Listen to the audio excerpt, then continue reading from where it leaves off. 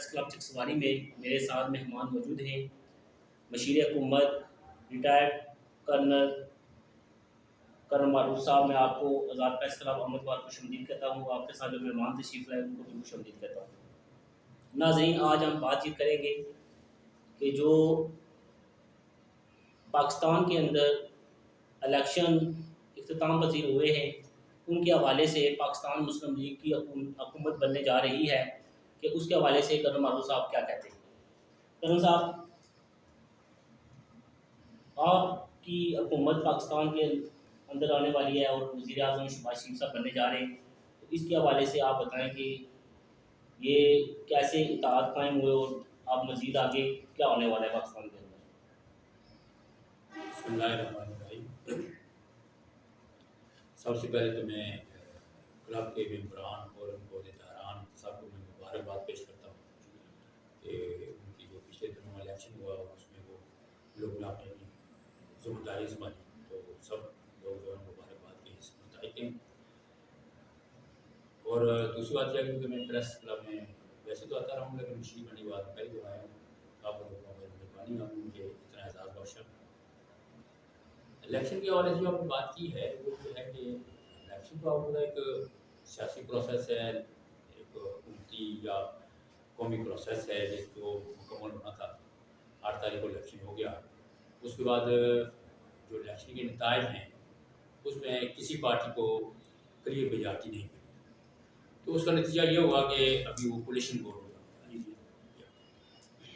کیونکہ الیکشن جو ہے وہ اگر کلیئر میجارٹی کسی پارٹی کو مل جاتی تو اس سے تو وہ مضبوط حکومت بنی تھی. ابھی جو ہے اس میں جب کولیشن گورنمنٹ ہو تو اس میں اس پر بٹ بہت زیادہ رہتے ہیں اور لوگوں کی جو ہے وہ آپ یہ سمجھیں بلیک میلنگ بھی ہوتی ہے, لوگ ایک دوسرے کو کھینچا تانی بھی کرتے ہیں, لیگ پولنگ کرتے ہیں, سیاست بھی ہوتی ہے.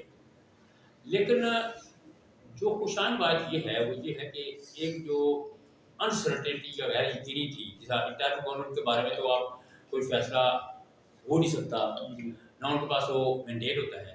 تو ابھی جو بھی گورنمنٹ ہوگی ان کے پاس ایک عوامی مینڈیٹ ہوگا اور اس کے نتیجے میں فیصلے ہوں گے. میرا ذاتی خیال یہ ہے کہ یہ گورنمنٹ جو ہے وہ ٹھیک گورنمنٹ ہوگی, مضبوط گورنمنٹ, اس لحاظ سے کہ اس وقت جو ملکی مسائل ہیں وہ زیادہ تر جو ہے نا وہ نیشنل لیول کے ہیں, قومی لیول کے ہیں.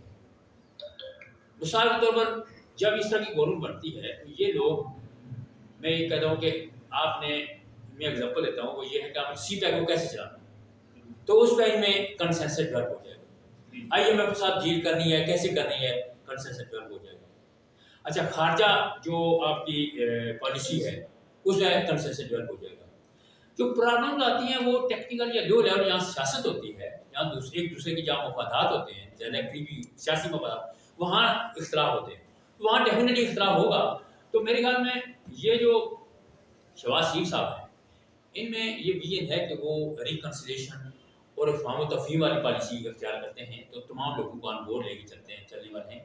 تو میرے خیال میں انشاءاللہ اس سے ایک اچھی گورننس پاکستان کی بہتری کی اور پاکستان کے معاملات بہتری کی طرف. اچھا کرنل صاحب, جو مہنگائی کا اس وقت بہت پیک پہ گیا ہوا ہے اور غریب لوگ تو بہت مشکل سے وقت گزار رہے ہیں, تو یہ حکومت مہنگائی کو کنٹرول کرنے میں کامیاب ہو جائے گی؟ یہ مہنگائی کی جو بات ہے یہ بالکل واقعی مہنگائی ہے, لیکن اس پر میں کسی حد تک تھوڑی بات آپ کی کروں گا. وہ یہ ہے کہ لوگ کہتے ہیں مہنگائی بہت ہے, بالکل مہنگائی زیادہ ہے تھوڑی, لیکن مہنگائی کی تعریف کرنے میں نا ایک بڑی امپورٹنٹ چیز وہ یہ ہے کہ آپ کی پرچیز پاور کیا ہے. مہنگائی کی تعریف جو آپ کرتے ہیں نا, پرچیز پاور کیا ہے. تو آپ دیکھیں کہ میں تو چونکہ تھوڑا سا میرا انٹرکشن ہے, اس وقت بھی شادی کا حال بڑے ہوئے ہیں, مارکیٹیں بھری ہوئی ہیں, روڈوں پہ جگہ نہیں ملتی, گاڑیوں سے روڈیں بلاک ہوئی ہوئی ہیں. کسی مارکیٹ میں آپ چلے جائیں آپ کو لوگوں کا ہجوم نظر آئے. اصل ہے کہ میں بڑا حیران ہوتا ہوں. اور ایک اور ایگزامپل دوں آپ کہتے ہیں مہنگائی ہے, اس وقت بھی آپ کسی کو کہیں, لوگ کہتے ہیں پیسے دو جی ہمیں, اس کو وہ کہ جی کام نہیں ملتا, لیکن کام جب جو اس کو تو لوگ کام کرنے کا تیار نہیں ہوتا. تو میرے خیال میں پوائنٹ یہ ہے کہ لوگوں کا جو لائف اسٹینڈرڈ ہے وہ امپروو ہی ہو رہا ہے. وہ تو ہے بات. ابھی مثال میں نہیں ویڈیو کا آج سے 3 سال پہلے یا 2 سال پہلے جو منیمم سیلری تھی نا پاکستان میں وہ 17,500 تھی. پھر اس پہ وہ 25,000 ہوئی اور ابھی 32,000 ہو گئی ہے. تو جہاں آپ کی مہنگائی ہوئی ہے نا تو آپ دیکھیں اس سے مقابلے میں تنہائی کی جو منیمم سیلری ہے وہ پاکستان کی ڈبل ہو گئی ہے. لیکن یہ کرو صاحب جو ہے نا سرکاری ملازمین ان کو تو یہ سہولیات ہیں، لیکن جو پرائیویٹ ملازم ہیں عام دکانوں پہ لوگ کام کرتے ہیں ان کے پاس تو اتنی تنخواہیں نہیں. وہ تو زیادہ سے زیادہ اس وقت میں 15 سے 20 کے درمیان اکثریت جو ہے وہ تنخواہ لے. میری سیکورٹی کمپنی بھی ہے، میں ریسٹورینٹ بھی ایک دیکھ رہا ہوں، اور بھی کام ہے میرے جو میرے ساتھ ہیں. آپ میں کافی کہ ہمیں سیکورٹی گارڈ چاہیے ہوتے ہیں، ویٹر چاہیے ہوتے ہیں. تو میرا نہیں کہا 25,000 سے کم کسی کو ہم تنخواہ دیتے. لیکن 25,000 سے یہ مطلب ہے کہ ایک آٹے کا ایشو ہے. تو ہر جمعرات کو سوموار کو اتنی لائنیں لگی ہوتی ہیں. اگر بھی لوگ اتنے اچھے ہوں، پیسہ ان کے پاس ہو، تو لائنوں میں ذلیل ہو کے آٹا لیں. تو غربت تو ہے، اس کو تو آپ نہیں وہ میں نے مانا ہے. میں نے پوائنٹ میرا یہ ہے کہ غربت ہے لیکن اس کے ساتھ ساتھ لوگوں کا لائف سٹینڈرڈ بڑھتا جا رہا ہے. وہ میری بات ہے. سنو، میرا پریکٹیکل میں نے دیکھا ہے جب ہم لوگ رمضان پہ کے دیتے ہیں یا جب کرونا کے دوران میں ہم نے بہت زیادہ جو ہے نا راشن مانگا ہے تو لوگ لالچ میں آ کے لائنیں لگا کے آٹے لیتے تھے. کوئی دنوں بعد پتہ چلا کہ 4 دن کی جو ٹاٹا وہ خراب ہوا ہے انہوں نے پھینک دیا. یہ میں نے پریکٹیکل چیز دیکھے. یہ کوئی اتفاق ایسی ہے کہ لوگوں میں یہ لالچ اور ہوس ہے. ادروائز یہ بات ہے کہ مشکلات بہت زیادہ لوگوں کے لیے، لوگ اس میں مشکلات ہیں، لیکن ایٹ دی سیم ٹائم میں بتاؤں ہوں کہ لوگوں کا دن بدن کی لائف اسٹائل جو ہے نا اسٹینڈرڈ بڑھتے جا رہا ہے. اس وقت آپ نا حکومت کا حصہ ہیں، مشیر حکومت ہے، تو ڈسٹرکٹ میرپور کے اندر آٹے کی سپلائی جو ہے کم ہو گئی ہے. اس کے مسائل جینون ہیں کہ جب بھی ہم دیکھتے ہیں نا ڈپو وغیرہ پہ یا دکانوں پہ بہت رش ہوتا ہے کہ آٹا سپلائی پورا نہیں ہو رہا.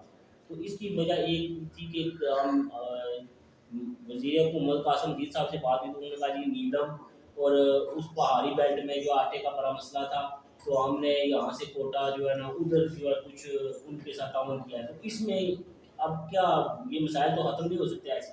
دیکھیں میں بتاؤں آپ کو بات یہ ہے کہ جو آٹا ڈپو آتا ہے جی جو ویسے آٹے کی پرائس اس میں وہ تقریباً ہاف اسی پرائس آفر کا ہے. ابھی مجھے یہ بتائیں کہ ایک سائڈ پہ اگر 10 کلو کا بیگ وہ ساتھ 2500 کا دوسری سائڈ میں 1500 کا تو امیر بھی وہاں جا کے لائن میں لگا کر 1000 روپے میں ایک منٹ میں جناب یہ تھی. اصل چیز تو یہ ہے کہنے کا مطلب یہ ہے کہ آپ کو آٹا نہ مل رہا پھر اگلی بات کیونکہ مارکیٹ میں جب بھی ابھی دیکھیں ہمارے ہاں یہ کتنے عرصہ ہڑتالیں چلتی رہی کہ جی الیکٹریسٹی بل زیادہ ہے. آپ آج دیکھیں میرپور میں اور دینا میں یا بھولا میں جب بل کا کمپیریزن دیکھیں وہاں بل جو ہے نا ہمارے سے کم از کم 20-25% زیادہ ہے. تو یہ تو ایک انسانی فطرت ہے نا کہ ایک سائڈ پہ اگر مہنگی چیز ملے گی اور دوسری سائڈ سے سستی ملے گی تو ہم لوگ سستی کی طرف چلے جاتے ہیں. سستی بھی تو آتے ہیں ہلکا نمبر 2 کی طرف کے چک حرام برج کے حوالے سے آپ کی بہت خواہشیں ہیں اور ابھی کام بھی سٹارٹ ہونے والا تھا تو کچھ میرا ہو گیا ہے. تو اس کے حوالے سے کیا کہتے ہیں کہ کتنے ٹائم میں یہ مکمل ہو جائے گا یا اس کے حوالے سے جو پیش رفت ہوئی ہے آپ کو اس کمیٹی کے مین ہیں؟ سب سے پہلی بات تو یہ ہے کہ یہ چیز آپ کو اپریشیٹ کرنی چاہیے کہ یہ ایک آپ یہ سمجھیں کہ گرم ہوتا تھا جس کو ہم نے قبر سے نکال کے اس کو دھو کے اس کو دوبارہ ہم اس میں روح ڈال رہے ہیں یا اس کی زندگی ڈال رہے ہیں. سب سے پہلی بات یہ ہے کہ یہ دیکھیں نا اتنا عرصہ گزرے گا 2 سال کم از کم اس میں 15 سال گزر گئے 12-14 سال ہیں اور اس میں کتنی حکومتیں آئیں چلی گئی ہیں. تو یہ میں سمجھتا ہوں کہ ہماری حکومت یا وزیر اعظم کو بالکل تو یہ کریڈٹ جاتا ہے کہ انہوں نے اس کو اس سے قبل جتنی میں حکومتیں آئی یا جتنے لوگ آئے انہوں نے اس کام کی اس پروجیکٹ کو اونرشپ بھی نہیں دی. یہ پہلی دفعہ ہوا ہے کہ کسی گورنمنٹ نے اس کام کی اونرشپ دی ہے. اس چیز کو اپریشیٹ کرنا چاہیے پہلی بات تو یہ ہے. اور اس میں خاص کر جو کریڈٹ میں کہتا ہوں وزیر اعظم کا جاتا ہے اور پھر انہوں نے یہ مجھے ذمہ داری دی. تو ہم نے بھی جو ہم سے ہو سکتا ہے مثال کے طور ایف ڈبلیو کو یہ انشاءاللہ بھی کنٹیکٹ مل رہا ہے تو ایف ڈبلیو میں ہمارے دوست ہیں ہم پرسنل اپنے کنٹیکٹس اور اپنی پرسنل ریلیشن یوز کر کے اس چیز کو آگے بڑھایا اور ایف ڈبلیو کو 2-3 وزٹ کرایا جبکہ ادروائز وہ اس طرح نہیں آنے دیتے. دوسری بات یہ ہے کہ یہ پروجیکٹ جو ہے نا یہ بڑا پروجیکٹ ہے اربوں کے حساب کے اس میں لاگت ہے. تو اس میں لوگ جو ہے نا وہ ایسے تنقید کرتے ہیں کہ تاریخ مل گئی جی اتنے بڑے پروجیکٹ میں مہینہ 2 مہینے ہفتہ آگے پیچھے ہو جانا کوئی بڑا ایشو نہیں ہے. لیکن سب سے بڑی بنیادی چیز پرابلم یہ ہے وہ یہ ہے کہ ایک کام سٹارٹ ہو لیکن پوائنٹ یہ ہے کہ آپ نے ایک پروجیکٹ کو اس کو زندہ کیا. ابھی اس میں ڈیزائن چینج ہوا, وینڈر یا کنٹریکٹر چینج ہوا, اس میں جو ہے نا وہ قانونی سکم تھے ان کو دور کیا. اس کے بعد آپ نے بڈنگ پروسیس کیا, پھر سلیکشن آف جو کنٹریکٹر ہے وہ ایک پروسیس پورا کیا. تو یہ سارے پروسیس سائملٹینیس سے چل رہے ہیں. پھر ساتھ ساتھ آپ نے جو پلاننگ کمیشن ہے آزاد پاکستان کا اس کو آپ نے اپرائز کیا, پھر گورنمنٹ کو آپ نے اپڈیٹ کیا. پھر اس میں ایک چیز یہ تھی کہ اس سے قبل یہ اس میں 3-4 اسٹیک ہولڈر تھے جس میں گورنمنٹ پاکستان کی تھی, اپنا پلاننگ کمیشن تھا, منسٹری آف کام کشمیر افیئرس اور ناردرن انڈیا بھی تھی. اس کے بعد پھر گورنمنٹ آزاد کشمیر کی جو کوآرڈینیٹنگ اتھارٹی. ابھی یہ وہ کہتے ہیں کہ سنجی ماں بھی اس میں کسی کی اونرشپ اس لیے نہیں تھی کہ اس طرح کی ذمہ داری کی ایک فری کی نہیں تھی. ابھی یہ ذمہ داری انشاءاللہ گورنمنٹ آزاد کشمیر کو جب یہ ابھی ڈیزائن کی چینج کی جو پروسیس ہے وہ کمپلیٹ ہو چکا ہے. اچھا جو پہلے ان کا ڈیزائن تھا اس میں اور جو ابھی نیا ڈیزائن آپ نے پہلے اسٹیل کا تھا نا, کتنا فرق آیا ہے پیسے میں؟ ایک کو بتاتا ہوں. پہلے یہ اسٹیل کا تھا نا, اس میں ڈیزائن 2-3 دفعہ چینج ہوا. پہلے ایک تو اسٹیل بنا, پھر RCC بنا ڈیزائن, پھر دوبارہ اسٹیل کا بنا, ابھی RCC کا بنا. ابھی جب دوبارہ اس پروجیکٹ پہ سب لوگوں نے اس کو وہ کام شروع کیا تو پتہ چلا جو پرانا وینڈر تھا یا ٹھیکیدار تھا وہ کہتا ہے کہ وہ جو اسٹیل والا ڈیزائن ہے اس میں 12 ارب روپے مانگا جو کہ کوئی دینے کے لیے تیار نہیں تھا. تو اس میں پھر یہ دوبارہ سوچ وچار شروع کی, لوگوں کو جو ایکسپرٹ تھے ان کو کنسلٹ کیا گیا. تو ابھی یہ جو دوبارہ ڈیزائن ہوا ہے یہ RCC. تو RCC ابھی جو ہے ابھی بیڈنگ کے پروسیس کے بعد جو وینڈر ہے اس نے 5.5 ارب روپیہ مانگا جو کہ ہماری توقع سے زیادہ ہے اس وقت نا, ہماری توقع سے زیادہ ہے. تو وہ باقی سارا پروسیس کمپلیٹ ہو گیا. اسی پہ ابھی نیگوسیشن ہو رہی ہے کہ ایک اس کو ریشنل کیا جائے, اس کو ایک جو اس کا صحیح جو قیمت بنتی ہے یا جتنے اخراجات بنتے ہیں ان سب کو ان کا ریشنل ہونا چاہیے, ان کا جواز پورا ہونا چاہیے. ٹھیک ہے, تو وہ چیزیں اس پہ نیگوسیشن ہو رہی ہے. تو انشاءاللہ ہوپفلی یہ اگلے ہفتے عشرے میں یہ چیزیں ساری کلیئر ہو جائیں گی اور کام شروع ہو جائے گا. بہت شکریہ, یہ بھی آپ کی بہت بڑی محنت ہے اور الحمدللہ یہ کام جلدی سٹارٹ ہو جائے گا. تو حلقہ نمبر 2 کے اندر سیاسی حوالے سے آپ کی جو کاوشیں ہیں ان کے حوالے سے کوئی بتا دیں کہ جو حکومت کا حساب بنے اس کے بعد آپ نے حلقہ نمبر 2 کے اندر اس وقت تک کیا ایکٹیویٹی کی ہے, جو مزید آنے والے وقت میں کیا کرنا چاہتے ہیں؟ دیکھیں جی, جو موجودہ گورنمنٹ ہے نا یہ کولیشن گورنمنٹ ہے آزاد جی, جس میں PTI کا فاور بلا ہے, ساتھ مسلم لیگ یہ کے لوگ ہیں جی, اور ساتھ پیرو پارٹی. بات ابھی 3 فریق ہونے کی وجہ سے ہر حلقے میں ان تینوں کے سپورٹر میں ہیں, حمایتی ہیں اور ان کے اپنے نمائندے ہیں. اچھا اس طرح کے کام ہے. پھر حکومت کی سطح پر ایک سوچ جو ہے ہوئی کہ ابھی کون بندہ ہے جو حلقے کے معاملات جو ہے نا وہ چلائے گا, کس طرح چلیں گے. ڈیولپمنٹ فنڈ ہوتے ہیں, ملازمتیں ہوتی ہیں, مختلف معاملات ہوتے ہیں, تو یہ کس طرح. تو اس میں پارلیمانی پارٹی کے لیول پہ ڈسکشن ایک فیصلہ ہوا کہ جس حلقے میں جو MLA ہے یا جو وزیر ہے اس حلقے کے معاملات وہ سو اس حلقے میں پھر پارٹی کے قاسم جی صاحب لہٰذا وہ معاملات انہوں نے کہا کہ ترقیاتی جو کام ہے وہ انہیں کے باقی معاملات میں. ابھی ہمارا جو ہے جب میں مشیر بنا تو اس لحاظ سے تو وہ میں تو حلقے کا نمائندہ تو نہیں کنسیڈر ہو سکتا, یا نام بھی نمائندہ ہوں کیونکہ نام الیکشن نہیں لڑا, میں نے لوگوں نے مجھے ووٹ ہی دیے. میں مسلم لیگ نون کا حصہ ہوں, مسلم لیگ نون کا جو اس وقت ہمارے تحت وزیر اعظم. لیکن اس وقت بھی جہاں بھی جس طرح 1-2 گورنمنٹ نے مجھ پہ کہا کہ آپ کی ذمہ داری مجھے انہوں نے دے دی, گوا رہے ہم نے. میں کہتا ہوں کہ یہ پرائم منسٹر صاحب کا بڑا شکریہ ہے, انہوں نے مجھ پہ ٹرسٹ کیا, اعتماد کیا, اور یہ بہت بڑا کام ہے, اس کے اسٹیکس بڑے ہیں. تو یہ جو آپ نے دیکھا ہوگا کہ میں مختلف جو FWO کے اور اس بعد کمیشن صاحب سے مل ملا کے یہاں کے جو معاملات ہیں ان کو ہم نے سیٹل کرتے رہو. میرا فوکس بھی مینلی وہی ہے.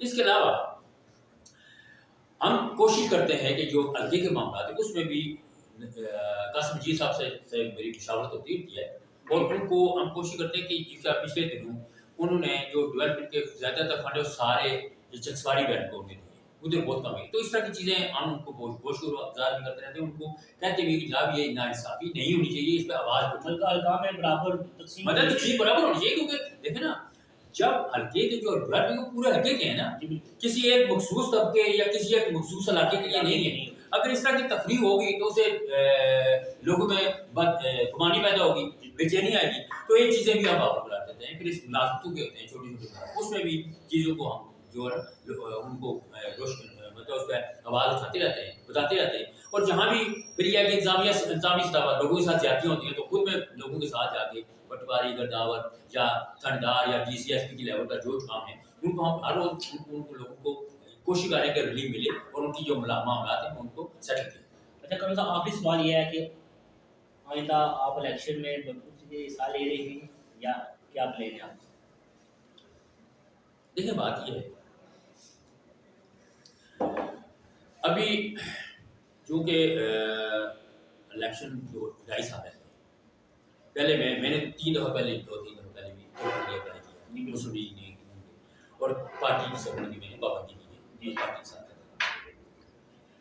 मेरा ज़ाती ख्याल ये है कि चूँकि अभी हमारा बैल जो है इसकी केमिस्ट्री इस तरह की है कि हमारा बैल जो है वो डिवाइडेड है, ये जमुई या रड़ा से एक बैल वो बनता है और दूसरा चकसवारी बैल।